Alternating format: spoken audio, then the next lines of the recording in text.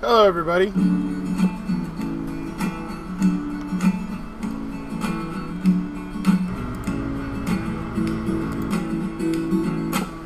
Some say I'm a dissident, but I'm just a citizen, all filling in as a filament, shedding some light on the innocent.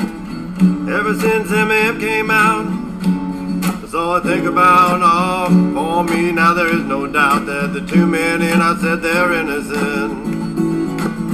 I said they're innocent. I said they're innocent. From the start, now the trap was set. Do we have Steve and Avery in custody yet? You know it's shit now, you can bet. They're sticking to the story like a hood latch whip. No one got displaying dupes the light. You got Ryan, can't tell you if it's day or night. And Pam have got now the camera lit. Everybody knows that they're innocent. I said they're innocent. Andy Coleman throwing cabinets around. We got cadaver dogs all quarry bound on top of concrete, dust covered ground. 3 months later the bullet's found, and every time I try to make sense it seems the state's fooling around with the evidence, giving bones back, keeping CDs. What about the RAVs? Maybe one, maybe two, maybe green, maybe blue, but it don't matter, it's irrelevant, cause they're innocent. Innocent.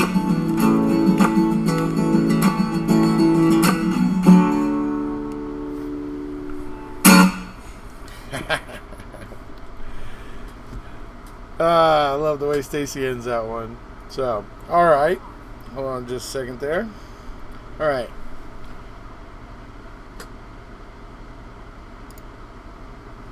Hello. Ooh, a little bit out of adjustment there. Alright. As you guys can see, I haven't gotten the flags back up yet.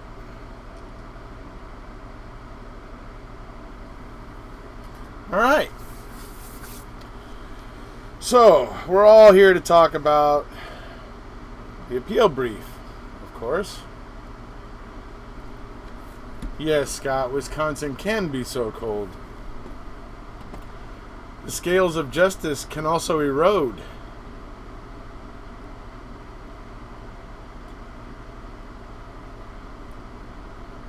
Hey, Dave Bull. What's up, buddy? Hi, Scott. Hey, Mary Lee. Hello, Rhonda. Hey, Trav. What's up, buddy? Hey, Lisa. Hey, Michelle. Did you try the new Dr. Pepper and cream soda? Oh, I hate cream soda. Absolutely hate cream soda, dude. Seriously. I just... Ugh. It's just like not my thing. It doesn't agree with me. So obviously, we're here to talk about the appeal brief. Now, what I'm going to do here is I have now finished reading it. I've read it. So, I think it's interesting. I'll go through kind of some of the things that kind of stuck out to me. Hey, Crazy Life. Hey, Julie. And I'm going to go through and just talk about some of the things that I think are pertinent and things that everybody needs to remember and consider and that sort of stuff. And then it looks like Travis and I will be doing something this weekend. Hopefully we're going to get maybe a slideshow put together, which we got to probably get working on that. And try to go through this thing kind of methodically. And probably in multiple parts. I'm anticipating 50 pages per part, so we're looking at 3 parts possibly. So, and Travis wants to incorporate a lot of the appendix and all that sort of stuff, which is quite a lot of material. So hopefully this weekend, Travis and I will be able to get together and make that happen. She filed us on the busiest work week I've had in forever. Yeah. Yes, Travis, as Travis says, a comprehensive analysis. Yes, right. So, let me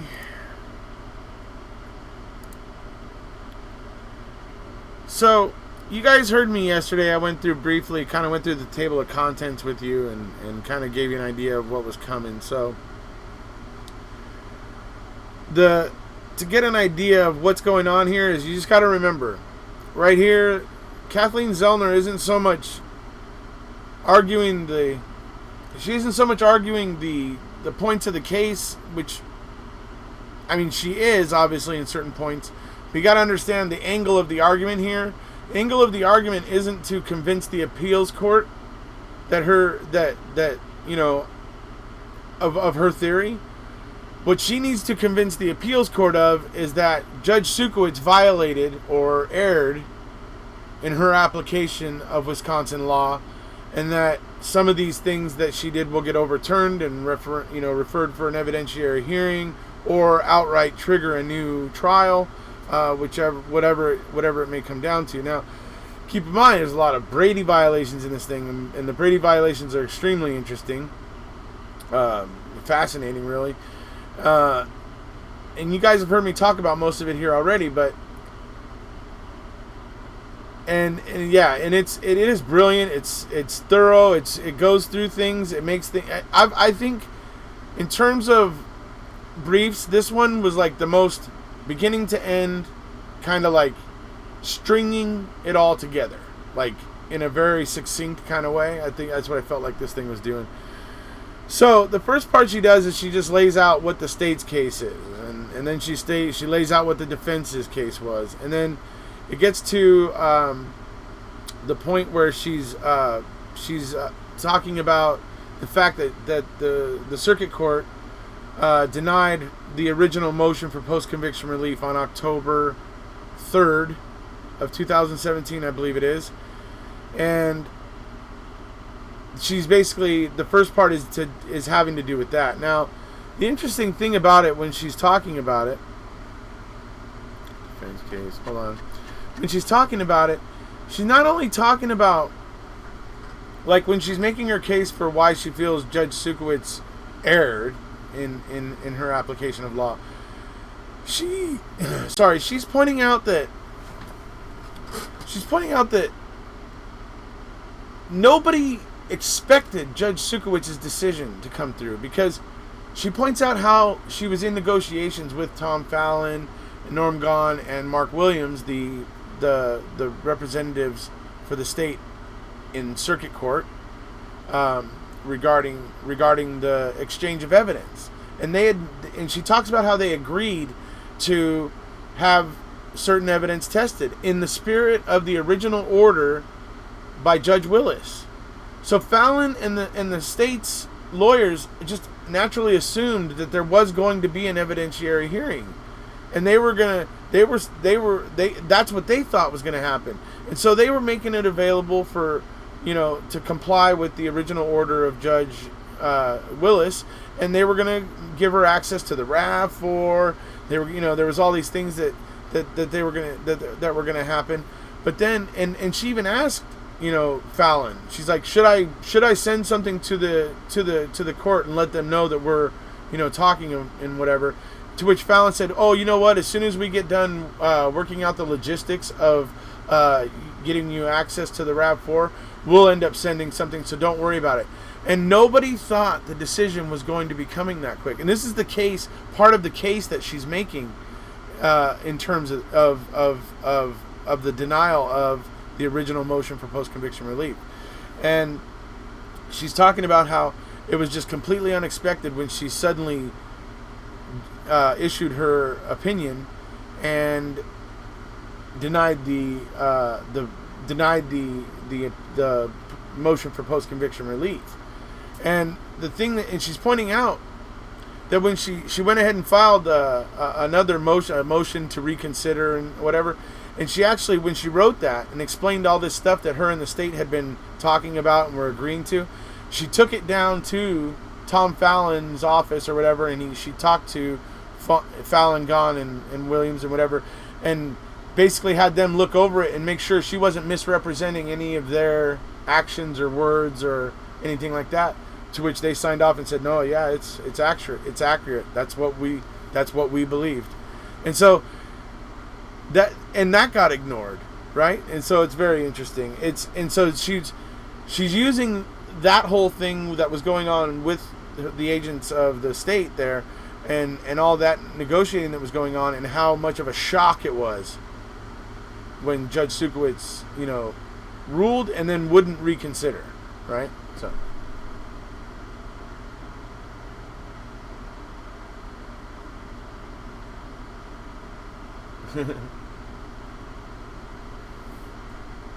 Yeah, so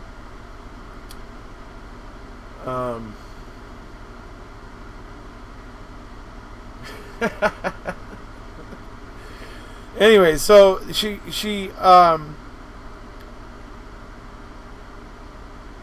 obviously brings up a lot about the fact that another big thing she argues in this thing is that the ineffective assistance of counsel, and she kind of harps on the fact that the state brought in like 14 experts, or what was it 9 experts, and like a total of like 17 witnesses or whatever, something like that.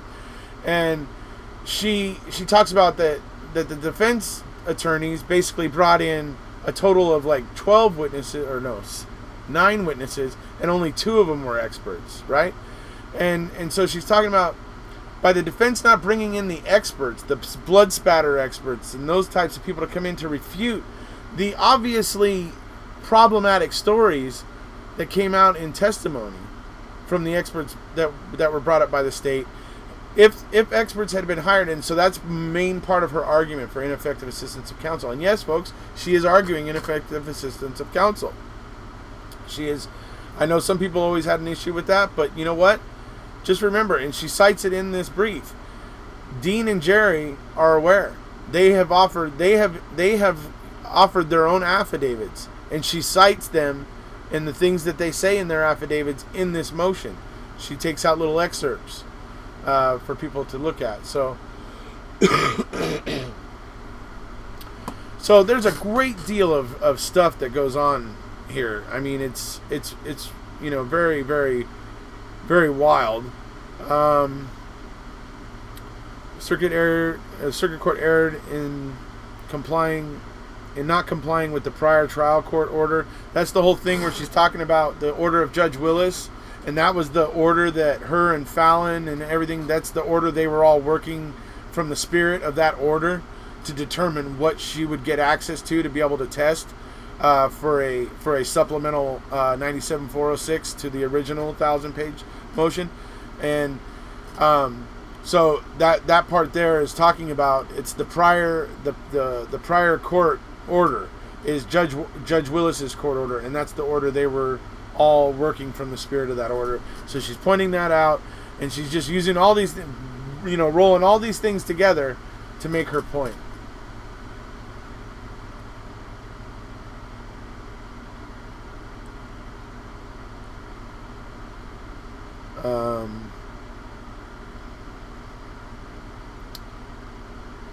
So let's see. The next thing is the Brady claims, and Don is bringing up the Brady claims right there. So let's go ahead and talk about it. The first one is with Mr. Ramlow, and her main point there is it's a Brady violation because Mr. Ramlow says he saw the RAV4 at the turnabout at the East River Bridge and stuff, and on the 3rd, I think, in the 4th or whatever. And then he reports that he saw Andy Colburn at the gas station there, the Quick Trip, I think it is, and he saw him there and pointed out that he had seen a car like the one he sees, because he saw the missing poster for Teresa, and told Andy Colburn that he saw a RAV4.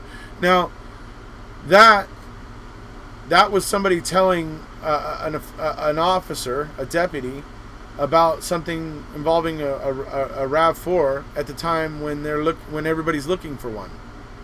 So how did a report not get generated there?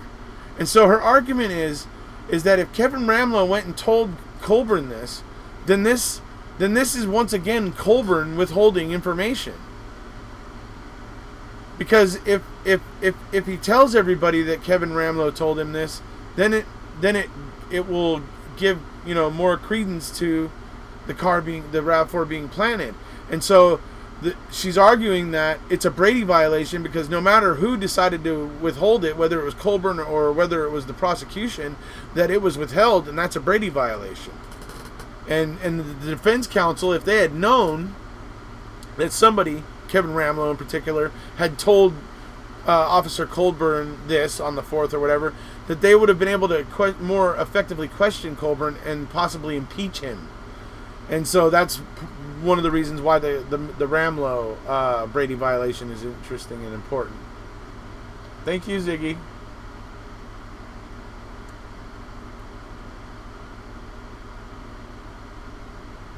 All right.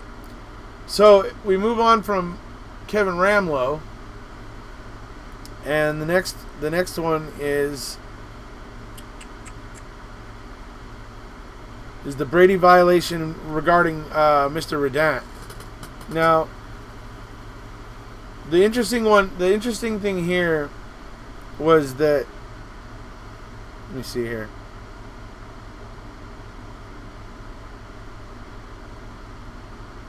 The investigators had told Josh Redant that they believed that the RAV4 had been planted on the Avery property. When they were questioning him at one point, they told him that whatever paperwork or whatever it was that they were forming that opinion of, or anything, or the fact that they even said this to Josh Redant in their report of talking to Josh Redant, there's no mention of it.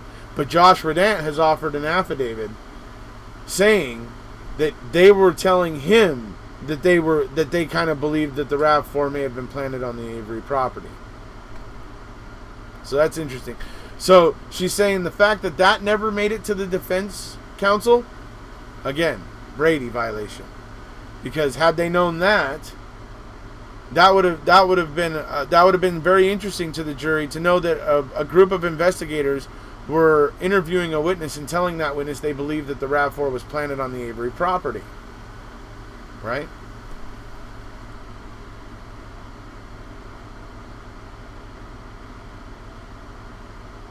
Thank you, the boss. I've been following this case with a raised eyebrow for years. I live in Scotland and can honestly say to the rest of the world, this is embarrassing for American justice. Framed.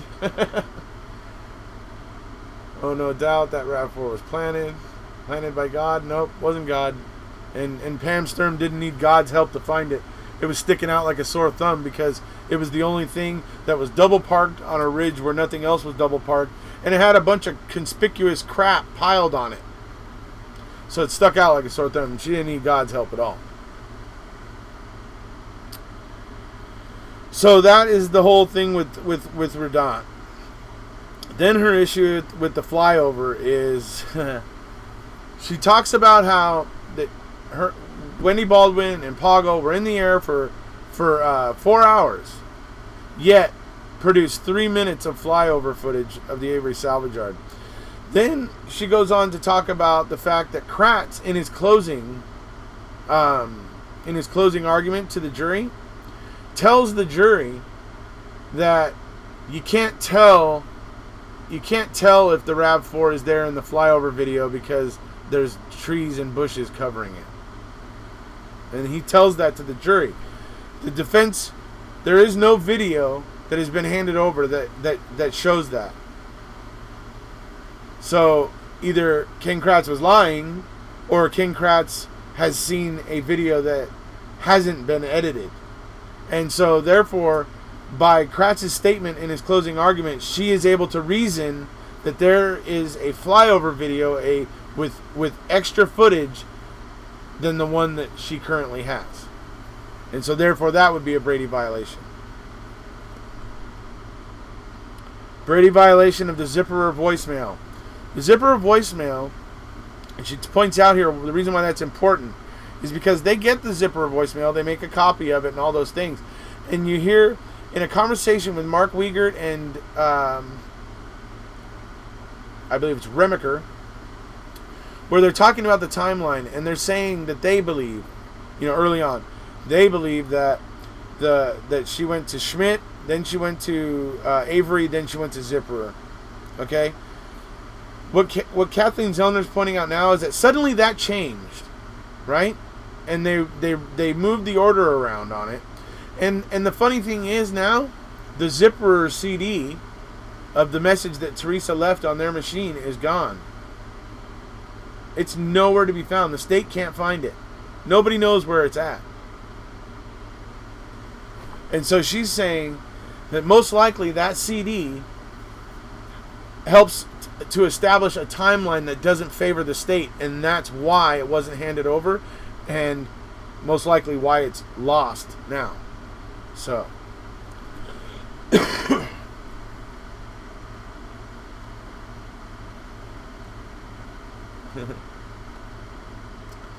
so yeah, that's the Zipperer CD. So she gets on that, and then she talks about the Brady violation regarding Mrs. Heidel.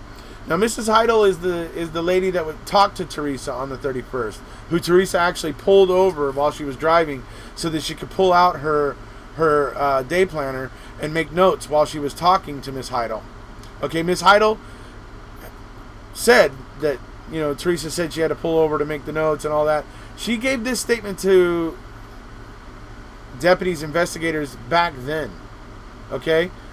Kathleen Zellner's gone through everything. The defense never, ever received a statement from Miss Heidel back then. And Miss Heidel has offered an affidavit now saying she did offer the statement back then. Okay?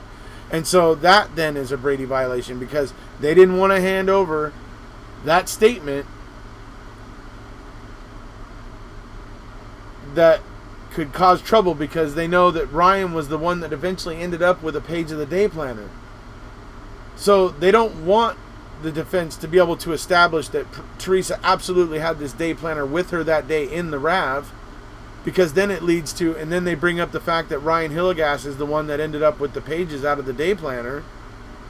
Not investigators, but somehow Ryan Hillegas. And that creates a problem. That creates a really big problem.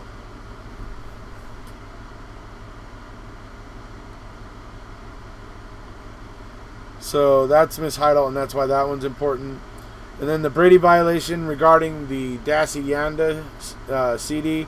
That is the CD made by Detective Veely of the Grand Chute Police Department. And he's the one that did the computer forensic examination of the Dassey computer, Teresa's computer, and Stephen's computer. And the CD was held in Tom Fassbender's personal custody for 12 years. Okay? It wasn't handed over at trial. And the argument she makes here is that not only did that CD have basically lay out all of the disturbing stuff that was on that drive, that computer, but not only that, but she knows that Ken Kratz has seen it. And in this brief, she says, we probably won't need to call Detective Veely because in stipulation, Kratz basically acknowledges that he's watched or he's checked out the CD and he knows what's there. So that's kind of interesting. But the fact is that the CD had, number one, a collection of all the things that were on there that were disturbing, and we know Kratz knew about it because due to the stipulation agreement, we know he knows about it. He knew about these things, yet he still told Dean that there was nothing of evidentiary value on that computer. He told Dean that. Right? So we know he's misrepresenting it. We know they're trying to hide it. It's obvious. That's what's happening.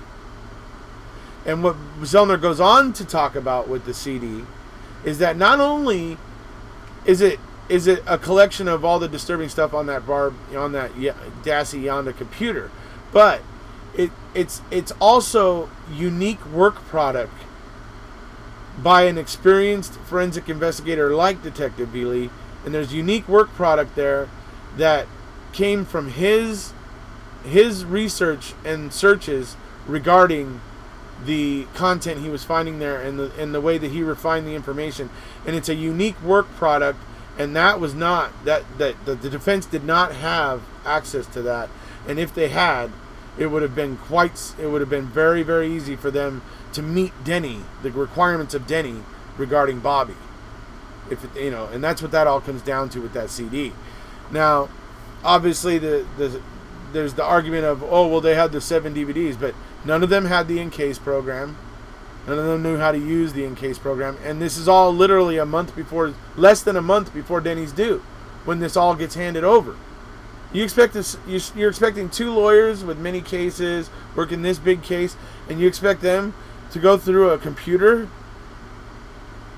It's like, it's just bizarre. But the fact is that CD, due to the new interpretation of Brady now in Wisconsin, recently the Supreme Court made a decision that it no longer depends on defense due diligence. If it's basically comes down to, if the prosecution had it and didn't disclose it, and it could exculpate, or it could impeach, or whatever, and they didn't hand it over, then that's it.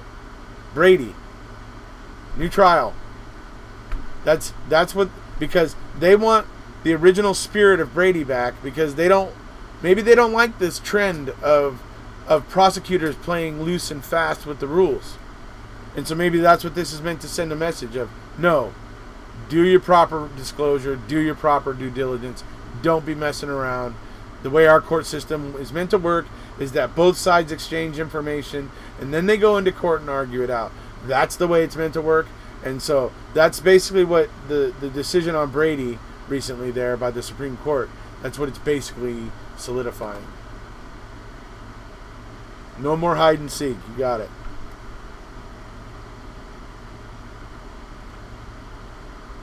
So anyways, it goes on.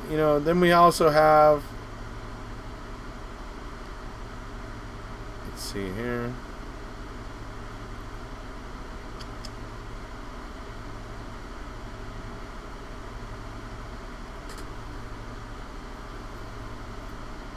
And it goes into the section about ineffective assistance of counsel. And, mainly that's all about, like I said, about them not calling enough experts to refute the prosecution and that sort of thing. They didn't bring in the proper people to discount the blood in the RAV4, to ask the questions, why wasn't the, hood release swabbed? Why weren't certain things swabbed? They just didn't, his counsel didn't do the right things that would have pushed their argument over that threshold, basically, to where it would have given it more, punch. And she's talking about how they continually kind of just fell short or stopped short of that, and when it came to some of this evidence. And so that's a lot of her argument. She gets into the part where she talks about how Judge Angela Sukowicz told her that if she wanted to raise claims regarding what prior appellate counsel had whatever they might have done in ineffective assistance of counsel by that she would need to raise a night claim with the appellate court. So she goes into explaining a lot about that, and I'm sure Travis and I will get into that as well this weekend, but she goes into explaining about all that, about how that doesn't even apply here. When it comes to 97604s, they don't go through. She talks about the Supreme Court precedent that's here that says that those kinds of things don't go through the have a night motion at the appeals court. Only when it's an appeals court thing where it happened at the appeals court. In other words, a brief and an oral argument. That's what you would do at the appeals court. So, unless it's that. So, anyway, the 97406 itself is not covered by the night. So she's arguing all that. It's just, she talks about how the groin swab was, basically pocketed by Wiegert. She talks about how it wasn't the right color.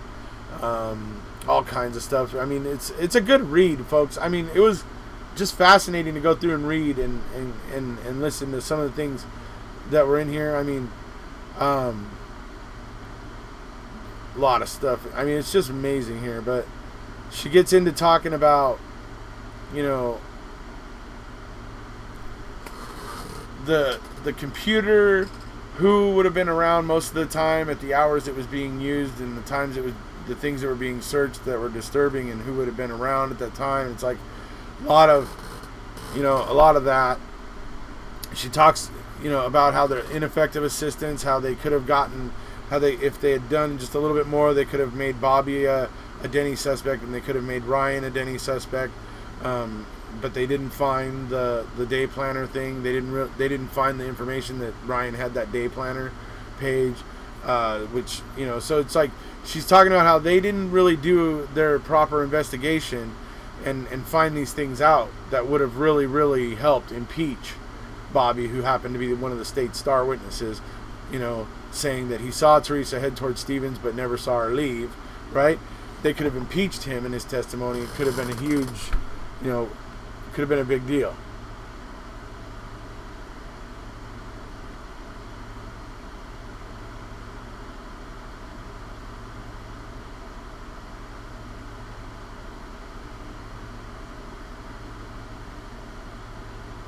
Well, I figured that was the case about it being unique work product, that made it necessary for them to turn over. Oh, thank you so much, Crazy Life. It's very appreciated. I want to help everybody understand it as best I can as well. So, and that's why Travis and I will be revisiting it this weekend. So, but thank you so much, Crazy Life. No, because sweat DNA doesn't exist, only blood, urine, and bodily fluids. True. Eating has said that's all normal, and you'd expect her to raise ineffective assistance argument. Absolutely. That's absolutely true. So,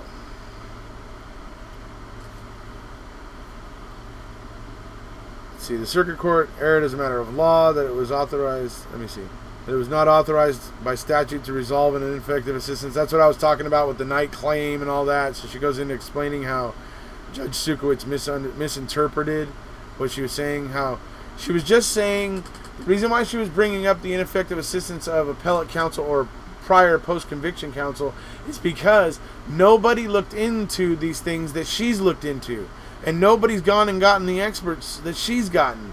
Everybody has been ineffective essentially up to this point, and that's what she's pointing out. And the reason why she's pointing that out is because she's saying that because of the ineffective assistance of counsel that he's received up to this point, it wasn't until I got here that these obvious avenues were explored, right? And so the reason why she's making that argument is because then, and she makes the argument in here that the Supreme Court of Wisconsin has deemed, thank you very much, Mary Lee White, by the way, so much, thank you, you're very kind. But the Supreme Court has said that the Supreme Court has said that lost my train of thought there. What was I saying there a second?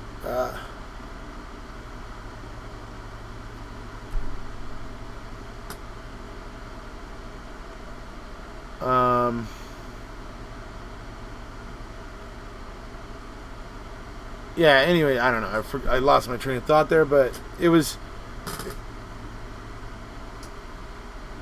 Yeah, I can't find what reminded me of it.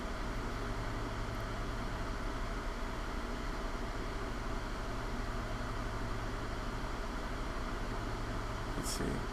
Not only do I hope that this can get Stephen off, I hope she is able to figure out who did it. And yeah, it is very normal for the ineffective assistance of counsel to be, that's an avenue that generally you always want to take. Oh, that's what I was saying, is that the reason why she's arguing, I just remember now, the reason why she's arguing that the all prior counsel was basically ineffective in the sense that they didn't investigate these obvious avenues is that then,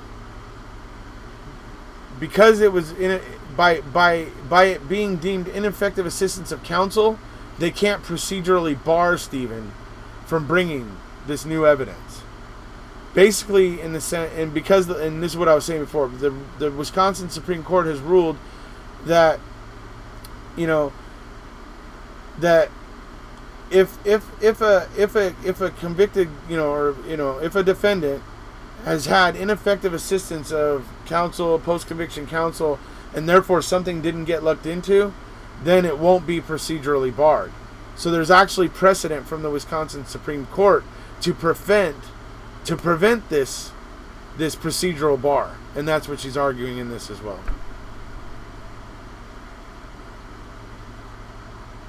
Did we lose Travis? I want to hear the audio she enhanced. Yeah, I kind of want to hear that as well.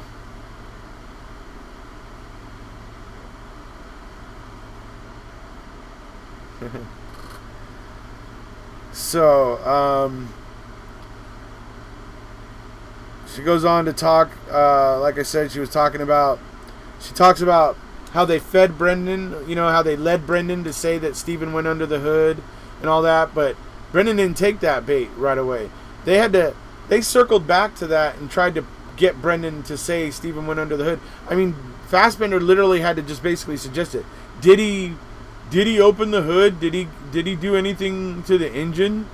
Like where he's basically planting what he wants Brendan to say. So Brendan just goes, yeah, eventually.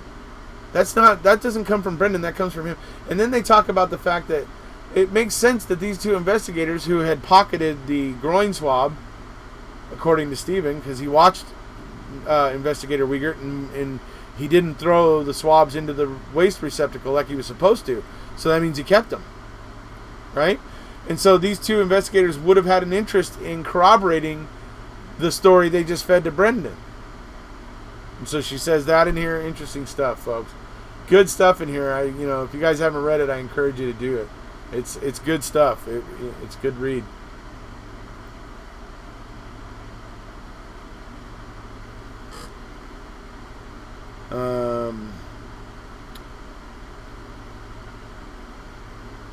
Applying the wrong standard in newly discovered evidence, which is what I was just talking about.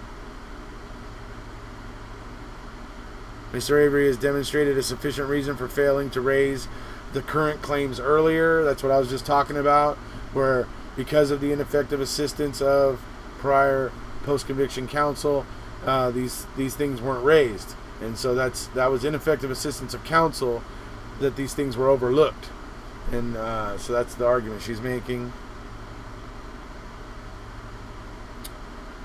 She talks about Mr. Stevens' pro se motion because Judge Angela Sukowitz had barred certain things that Zellner was trying to argue because they were similar to what he had argued in his pro se appeal, which had been dismissed, right? So she's arguing how that shouldn't apply.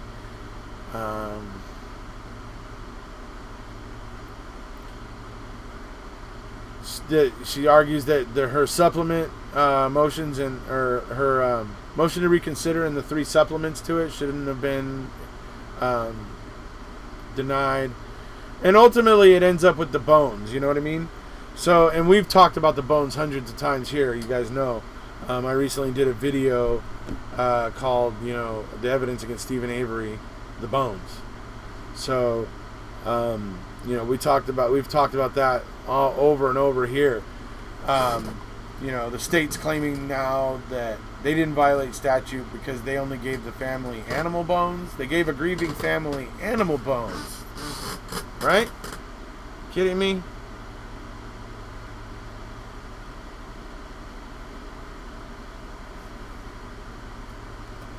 A response from the court? I don't know. I'm not sure what the timetable is going to be. I would think they're probably going to ask the state after reading this. I would say it's likely we're going to get a response from the state.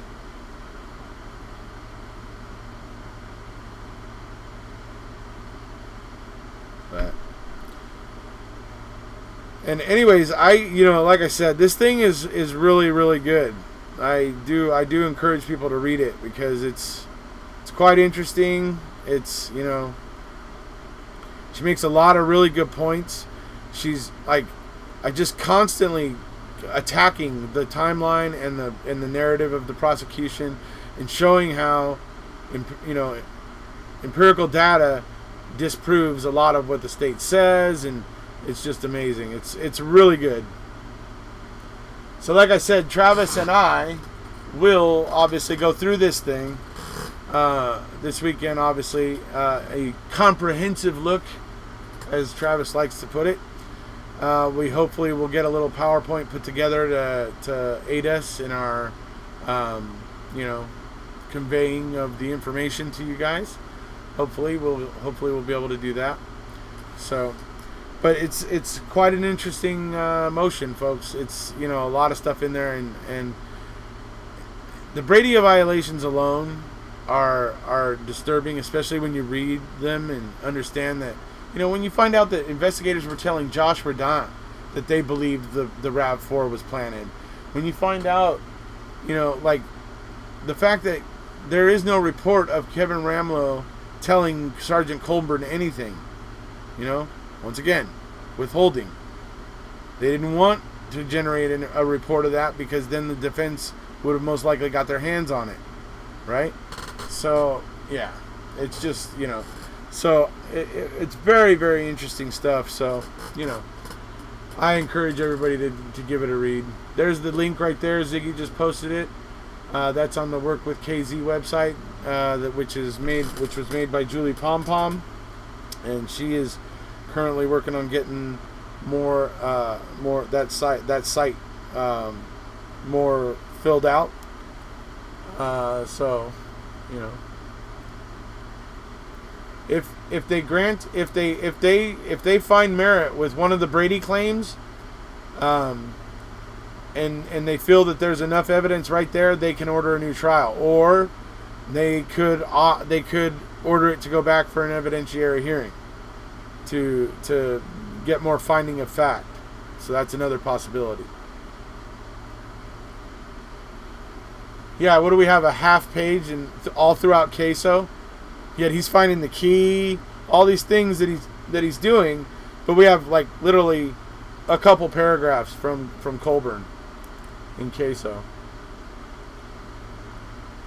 Good morning, Lorraine.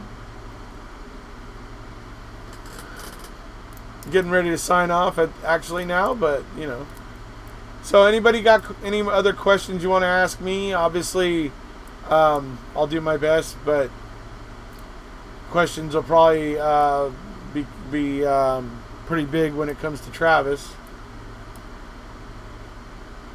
She does correct the timeline. She's just interested in getting at the truth, and that's what she's making clear. What the state's after is something completely different.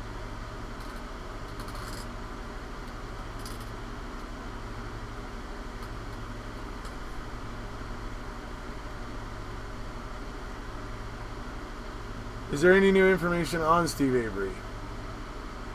Just the fact that this appeal was filed on Friday.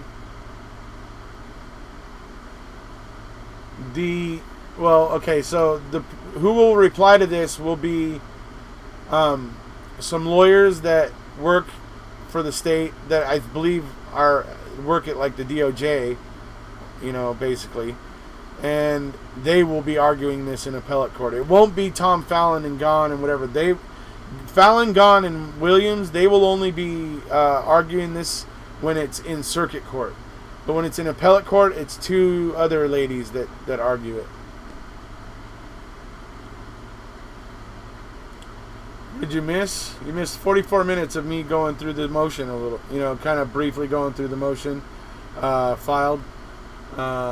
And like I said, Travis and I are going to go through it in more detail, a more comprehensive look.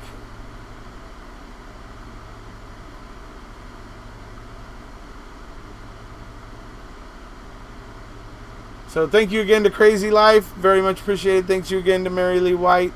You guys are very kind, so thank you so much for that. Jamie Hart, what's up? Sam William Henry 582. What's up, buddy?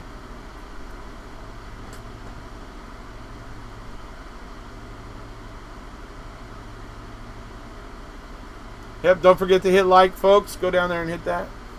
Hit that like. And yeah, I encourage everybody to read this thing. Seriously, it is really a good read. Even though I felt like under the gun to hurry up and read it so that I could, report on it, but it was still fascinating to watch her construct the arguments and point things out in this logical progression to where it's really just perfectly clear. Thank you so much, Ziggy. Didn't get an alert on this one? Oh, sorry, dude. I gotta remember to start posting it over in the other chat for you. I've been twice, the boss. I've been there twice. 2 years ago in June, and then I was there, last year in June, and then I was there this year in June for Rally.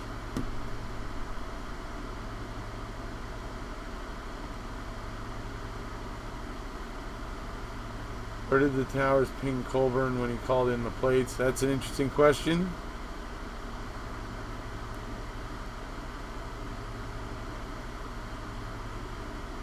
How long did it take you to read the appeal? I read for about an hour and a half yesterday. And then today I read for about, I think, 2 hours. So 3.5 hours total. And I was kind of getting pulled away a little bit, but,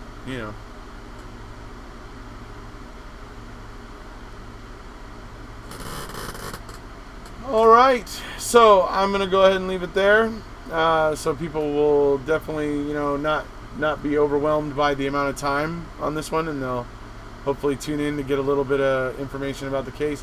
And like I said, Travis and I will go into greater detail, more comprehensive, hopefully this weekend. So I have watched The Staircase. I have a few videos about it. If you go and if you look through my videos, you can find a few. I have commented about it.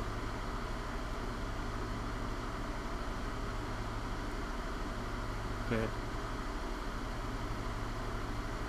Oh, no worries, buddy. It's good. Glad to see you, though, Jamie. Sam William Henry 582 there, folks. Jamie Hart. Good guy. All right. Okay, folks, that's about it for tonight. If you haven't already, please hit subscribe, and we'll see you.